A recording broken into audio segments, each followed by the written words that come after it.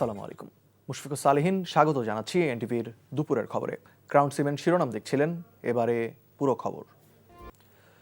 নারীদের ঘরে বন্দি করে রাখা যাবে না উল্লেখ করে জামায়াতে ইসলামী আমির ডাক্তার শফিকুর রহমান বলেছেন, ধর্মে বর্ণে কোনো ভেদাভেদ করা হবে না। নারীদের যোগ্যতা অনুযায়ী কর্মসংস্থানের ব্যবস্থা করবে 11 দলীয় জোট। শেরপুরে নির্বাচনী সমাবেশে এসব কথা বলেন জামায়াত আমির। তিনি দাবি করেন, এক্স হ্যান্ডেল হ্যাক করে নারীদের সম্পর্কে অবমাননাকর বক্তব্য দেওয়া হয়েছে জামায়াতকে বিতর্কিত করতে। এর আগে বিএনপি জামায়াত সংঘর্ষে নিহত জামায়াত নেতা রেজাউল করিমের পরিবারের সাথে সাক্ষাৎ করেন জামায়াত আমির। পরে কবর জিয়ারত করেন। কাকন রেজাকে সাথে নিয়ে শেরপুর থেকে আরও জানাচ্ছেন আবির আহমেদ। ক্যামেরায় আনিস রহমান।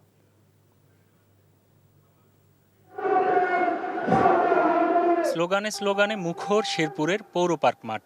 জামাত আমির আসার পূর্বে হাজার হাজার নেতাকর্মীদের উপস্থিতিতে কানায় কানায় পূর্ণ হয়ে যায় সমাবেশের স্থল। নির্বাচনী ব্যানার, ফেস্টুন ও দলীয় পতাকা হাতে নেতাকর্মীদের উচ্ছ্বাস। একদিনের নির্বাচনী সফরে শেরপুর জেলার জনসভায় যোগ দেন জামাত আমির ডাক্তার শফিকুর রহমান। বলেন, এখন থেকে পাহারা, কেউ সহিংসতা করলে জবাব দেয়া হবে। 24 চলবে যতদিন পর্যন্ত 18 কোটি মানুষের মুক্তি নিশ্চিত না হবে। জেগে থাকবেন, এখন থেকে পাহারা দেবেন। নির্বাচন নিয়ে কেউ যদি সন্ত্রাস চালাতে চায় তাহলে আল্লাহর উপর ভরসা করে সমান পরিমাণ জবাব দিবেন, বেশি দিতে চাইবেন না। তিনি বলেন, নারীদের ঘরে বন্দি করে রাখা যাবে না, ধর্মে বর্ণে হবে না কোনো ভেদাভেদ। নারীদের যোগ্যতা অনুযায়ী কর্মসংস্থানের ব্যবস্থা করবে 11 দলীয় জোট। মারা, ইনশাআল্লাহ আপনাদের এই সন্তানরা বেঁচে থাকলে সারা বাংলাদেশে আমরা 2টা কাজ 3টা জায়গায় করব ইনশাআল্লাহ।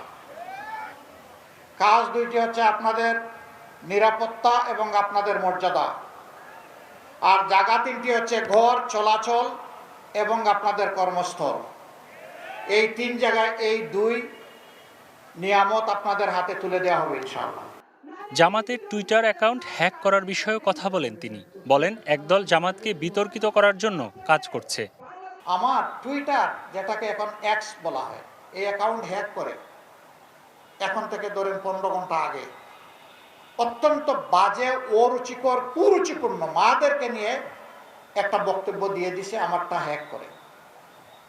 একটা দল দেখলাম যে হই হই রই রই করে মিছিল শুরু করে দিছে। যারা মাদেরকে সম্মান করতে জানে না তারা এখন মিছিল শুরু করে দিল। এর আগে চেয়ারে বসাকে কেন্দ্র করে সংঘর্ষের ঘটনায় নিহত শ্রীবর্দী উপজেলা জামাতের নেতা রেজাউল করিমের স্ত্রী সন্তানের সঙ্গে সাক্ষাৎ ও কবর জিয়ারত করেন ডাক্তার শফিকুর রহমান। নির্বাচনকে সামনে রেখে বাড়ছে রাজনৈতিক তৎপরতা। এসব কর্মসূচির প্রভাব ভোটের সমীকরণে কতটা প্রতিফলিত হবে সেই দিকে এখন নজর রাজনৈতিক দলগুলোর। বাংলাদেশ জামাত ইসলামের আমির বলছেন, শুধু প্রতিশ্রুতি নয়, সাধারণ মানুষের অধিকার বাস্তবায়নের দিকেই তাদের মূল লক্ষ্য। আবির আহমেদ, এনটিভি নিউজ, শেরপুর। জামায়াতে ইসলামীর আমির ডাক্তার শফিকুর রহমানের ভেরিফাইড এক্স হ্যান্ডেলে নারীদের নিয়ে যে অশালীন মন্তব্য করা হয়েছে তা সত্য হয়ে থাকলে অত্যন্ত দুঃখজনক বলে মন্তব্য করেছে বিএনপি। সকালে গুলশানে বিএনপির নির্বাচনী কার্যালয়ে সংবাদ সম্মেলনে এমন মন্তব্য করেন বিএনপির নির্বাচন পরিচালনা কমিটির মুখপাত্র ও বিএনপি চেয়ারম্যানের উপদেষ্টা ডক্টর মাহদি আমিন। এটি হ্যাকের দাবি অবান্তর ও সন্দেহজনক দাবি করে তিনি বলেন, হ্যাকড হলে জনগণ কিংবা মিডিয়াকে জানানো দরকার ছিল। এটি প্রকাশ্যে নারী বিদ্বেষের শামিল উল্লেখ করে এর তীব্র নিন্দা জানায় বিএনপি। একই অনুষ্ঠানে জাতীয়তাবাদী যুবদলের সভাপতি আব্দুল মোনায়েম মুন্না সারা দেশে যুবদলের নেতাদের জড়িয়ে মিথ্যা ও অপপ্রচার চালানো হচ্ছে বলেও অভিযোগ করেন। সম্প্রতি পটুয়াখালী, কুষ্টিয়া ও রাজবাড়ীতে ফিলিং স্টেশনে বিল না দিয়ে যুবদল নেতার পলায়ন ও পাম্পের কর্মীর মৃত্যুর ঘটনায় যুবদলকে জড়িয়ে সংবাদ প্রচার করা হয়েছে বলেও দাবি করেন তিনি। ও অবমাননাকর ভাষা ব্যবহার করেছেন বলে দেশব্যাপী আলোচনা চলছে। সেটি সঠিক হলে এর মাধ্যমে পুরো সমাজ ব্যবস্থাকে মধ্যযুগীয় অন্ধকারে ঠেলে দেওয়ার প্রচেষ্টা বলে প্রতীয়মান। সেই বিকেল প্রায় 4:30টার দিকে যে পোস্ট, সেটা জনগণের মধ্যে ক্ষোভ ছড়িয়ে পড়ার অনেক পরে হ্যাকিংয়ের দাবি তোলা হলো। এতে স্বাভাবিকভাবে প্রশ্ন উঠেছে, এই দাবিটা আদৌ কতটা বিশ্বাসযোগ্য। ভুয়া খবর, জাল উদ্ধৃতি এবং বিভ্রান্তিকর তথ্যের বিষয়ে সর্বোচ্চ সতর্ক থাকতে আহ্বান জানিয়েছেন জামায়াতে ইসলামীর সহকারী সেক্রেটারি জেনারেল এবং কেন্দ্রীয় প্রচার ও মিডিয়া বিভাগের প্রধান অ্যাডভোকেট এহসানুল মাহবুব জুবায়ের। জামায়াতের আমির সহ দলের নেতাদের সামাজিক যোগাযোগ মাধ্যমে সাইবার হামলার অভিযোগ তুলে প্রেস ব্রিফিংয়ে একথা বলেন তিনি। বলেন, মিথ্যা তথ্য ছড়ানো, পরিচয় জালিয়াতি করা এবং বিকৃত কন্টেন্ট তৈরি ও প্রচার করা আইনগতভাবে দণ্ডনীয় এবং নৈতিকভাবে নিন্দনীয়। এগুলো গণতান্ত্রিক পরিবেশকে ক্ষতিগ্রস্ত করে বলেও উল্লেখ করেন তিনি।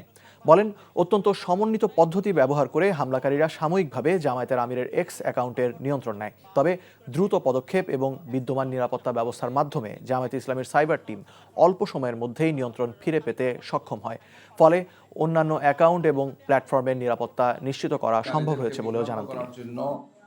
একদল লোক চক্রান্ত এবং ষড়যন্ত্রমূলকভাবে এই সাইবার অ্যাটাকটা করেছেন। আমরা আপনাদের সামনে স্পষ্ট করেছি যে আমরা এটা বোঝার পরপরই, জানার পরপরই আমাদের এই সংশ্লিষ্ট যে টিম তারা কি স্টেপগুলো নিয়েছেন, আমরা পরবর্তী স্টেপগুলো নেব ইনশাল্লাহ, সেটা আপনাদেরকে জানাবো। নির্বাচন ঘনিয়ে আসার সাথে সাথে বেড়েছে প্রার্থীদের ব্যস্ততা। সকাল থেকে রাত অবধি বিরামহীন গণসংযোগ করছেন তারা। তবে ভোটাররা বলছেন, সৎ যোগ্য ব্যক্তিকে তারা নির্বাচিত করবেন। বিস্তারিত জীবন আহমেদের ডেস্ক রিপোর্টে। ঠাকুরগাঁও ১ আসনে বিএনপির প্রার্থী মির্জা ফখরুল ইসলাম আলমগীর সদর উপজেলার মোহাম্মদপুর ইউনিয়নের কাজীপাড়া এলাকায় গণসংযোগ করেছেন। এ সময় তিনি অভিযোগ করেন, একটি দল মিথ্যা তথ্য দিয়ে জনগণকে বিভ্রান্ত করার চেষ্টা করছে। মাদারীপুর ৩ আসনে জামায়াতের প্রার্থী মাওলানা রফিকুল ইসলাম বিভিন্ন এলাকায় প্রচারণা চালিয়েছেন। দেশ গড়তে তিনি দাঁড়িপাল্লায় ভোট চান। ভোলা ২ আসনে বিএনপির প্রার্থী হাফিজ ইব্রাহিম বোরহান উদ্দিনের বিভিন্ন স্থানে গণসংযোগ করেছেন। নেত্রকোনা ৪, মদন মোহনগঞ্জ, খালিয়াজুড়ি উপজেলার বিভিন্ন স্থানে গণসংযোগ করেছেন জামায়াতের প্রার্থী আল হেলাল তালুকদার। নাটোর ১ আসনে বিএনপির প্রার্থী ব্যারিস্টার ফারজানা শারমিন পুতুল বাগেতিপাড়া উপজেলার দয়ারামপুরে প্রচারণা চালিয়েছেন। দুর্নীতিমুক্ত দেশ গড়ার লক্ষ্যে ধানের শীষে ভোট চান তিনি। কুমিল্লা ৪ আসনে এনসিপির প্রার্থী হাসনাত আবদুল্লাহ ভোটের পক্ষে ব্যাপক প্রচারণা চালিয়েছেন।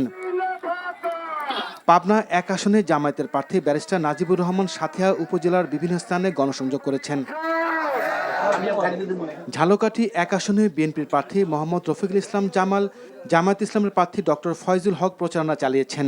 আর ২ আসনে বিএনপির প্রার্থী ইস্টার সুলতানা ইলেন ভুট্টো নলছিটি উপজেলার বিভিন্ন স্থানে গণসংযোগ করেছেন। Jibon Ahmed, NTV news desk.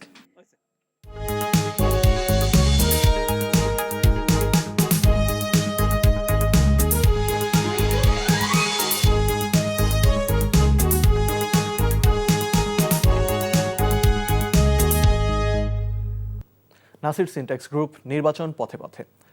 পঞ্চগড়ের ২টি আসনেই প্রচারণা ঘিরে বাড়ছে নির্বাচনী উত্তাপ। সমীকরণ মেলাতে ভোটারদের দ্বারে দ্বারে ঘুরছেন প্রার্থী ও তাদের সমর্থকরা। দিচ্ছেন সীমান্তে চোরাচালান বন্ধ, কৃষি পণ্যের ন্যায্য মূল্য নিশ্চিত করার প্রতিশ্রুতি। রাজনীতির মাঠে পরস্পরের বিরুদ্ধে হুমকি ধামকির পাশাপাশি আচরণবিধি লঙ্ঘন নিয়েও রয়েছে প্রার্থীদের পাল্টাপাল্টি অভিযোগ। সাজ্জাদুর রহমান সাজ্জাদকে সাথে নিয়ে জুবায়ের প্রধানের রিপোর্ট। ছবি তুলেছেন ফরিদ আহমেদ ভুইয়া। সবথেকে উত্তরের সীমান্ত ঘেঁষা জেলা পঞ্চগড়। তেঁতুলিয়া থেকে হিমালয় দর্শন, সুবিশাল চা বাগান আর প্রাকৃতিক নৈসর্গিক সৌন্দর্যের লীলাভূমি পঞ্চগড়। উত্তরাঞ্চলে বাণিজ্যিকভাবে চা উৎপাদনের জেলাও এই পঞ্চগড়। করতোয়া মহানন্দার তীর ঘেঁষা এই জেলার ২টি আসন মিলিয়ে মোট ভোটার ৮,৭১,৫২৫ জন, যেখানে তরুণরা হবে নির্বাচনের মূল ফ্যাক্টর। কৃষিভিত্তিক অর্থনীতির এই জনপদে ভোটারদের বড় অংশই কৃষক। স্থানীয়দের প্রধান দাবি কৃষি পণ্যের ন্যায্য মূল্য, কর্মসংস্থান সৃষ্টি এবং যোগাযোগ ব্যবস্থার উন্নয়ন। যিনারা নির্বাচিত হবেন তিনারা সংসদে গিয়ে অবশ্যই কৃষকের কথা বলবেন। পঞ্চগড়ের সাধারণ মানুষের পাশে ছিল এমন প্রার্থীকে আমি অবশ্যই পঞ্চগড়ে ভোট দিব। ফ্যাসিবাদী নির্বাচন কাঠামোয় ২০০৮ সাল থেকে জেলার ২টি আসনই ছিল আওয়ামী লীগের দখলে। ৫ আগস্ট পরবর্তী বাস্তবতায় বদলেছে রাজনৈতিক প্রেক্ষাপট। পঞ্চগড় সদর, তেঁতুলিয়া ও আটোয়ারী উপজেলা নিয়ে পঞ্চগড় ১ সংসদীয় আসন। বিএনপির স্থায়ী কমিটির সদস্য ব্যারিস্টার জমির উদ্দিন সরকারের পরিবর্তে নির্বাচন করছেন তার ছেলে ব্যারিস্টার নওশাদ জমির। আর বিপরীতে এই আসন থেকে লড়ছেন জুলাই গণঅভ্যুত্থান থেকে উঠে আসা তরুণ নেতৃত্ব সার্জিস আলম। যে কৃষক ভোক্তা প্রত্যেকেই যেন কোনো সিন্ডিকেট দ্বারা শোষণের শিকার না হয়। পঞ্চগড়টা বাংলাদেশ সহ এই 4টা দেশের একটা সেন্টার হতে পারে, হাব হতে পারে। আমরা সেই জায়গায় কাজ করব। বেকারত্ব দূর হয় সেটার ব্যাপারে আমরা চেষ্টা করার জন্য কারিগরি শিক্ষা থেকে আরম্ভ করে ভাষা শিক্ষা, আইটি বা কম্পিউটারের যে শিক্ষাগুলো সেগুলোর ব্যাপারে চেষ্টা করব যাতে আমাদের ছেলেমেয়েরা নিজেরা উদ্যোক্তা হতে পারে। বোদা এবং দেবীগঞ্জ উপজেলা নিয়ে পঞ্চগড় 2 সংসদীয় আসনটিতে স্বতন্ত্র সহ বিভিন্ন দলের 8 জন প্রার্থী থাকলেও মূল প্রতিদ্বন্দ্বিতা হওয়ার আভাস বিএনপি এবং জামায়াতের প্রার্থীর মধ্যে। প্রচারণা ঘিরে এরই মধ্যে শুরু হয়েছে পাল্টাপাল্টি নানা অভিযোগ। আমাদের যারা সনাতন ধর্মী আছেন তাদেরকে তারা বিভিন্নভাবে হুমকি দেওয়া শুরু করেছেন, এবং শুধু হুমকি নয়, তারা 12 তারিখের পরে দেখে নেবেন। অনেককে এও বলেছেন যে তাদেরকে ভোট না দিয়ে তারা এদেশে থাকতেও দিবেন না। চ্যালেঞ্জ দিয়ে গেলাম, হিন্দু ভাই আপনি একটা প্রমাণ দিন যে হুমকি দিছি, তাহলে আমি ভোট চাবো না কারো কাছে। কারণ যারা চোর সবাই ভাবে ও চোর। একে অপরের প্রতি পাল্টাপাল্টি নানা অভিযোগ থাকলেও তাদের অঙ্গীকার, নির্বাচনে বিজয়ী হলে সীমান্তে চোরাচালান বন্ধের পাশাপাশি পিছিয়ে পড়া এই অঞ্চলকে এগিয়ে নেবেন তারা। উত্তরাঞ্চলের মানুষের জীবনমানের উন্নয়ন, কর্মসংস্থান সৃষ্টি এবং সীমান্তের নিরাপত্তা জোরদারের দাবি উঠে আসে পঞ্চগড়ের ভোটারদের কণ্ঠে। জুবায়ের প্রধান, এনটিভি নিউজ, পঞ্চগড়। এই ছিল দুপুরের খবরে। এই খবরের ভিডিও সহ আপডেট জানতে ভিজিট করুন এনটিভি অনলাইন www.ntvbd.com। এছাড়াও এনটিভির জনপ্রিয় সব অনুষ্ঠান ও খবরের আপডেট জানতে ভিজিট করুন আমাদের ইউটিউব ও ভেরিফাইড ফেসবুক পেজ। 5টায় দেশের খবর দেখার আমন্ত্রণ রইল। ধন্যবাদ সবাইকে।